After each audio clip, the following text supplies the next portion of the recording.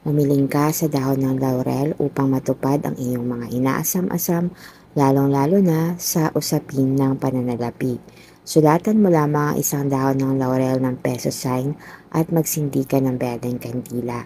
Susunugin mo ito sa pamamagitan ng berdeng kandila.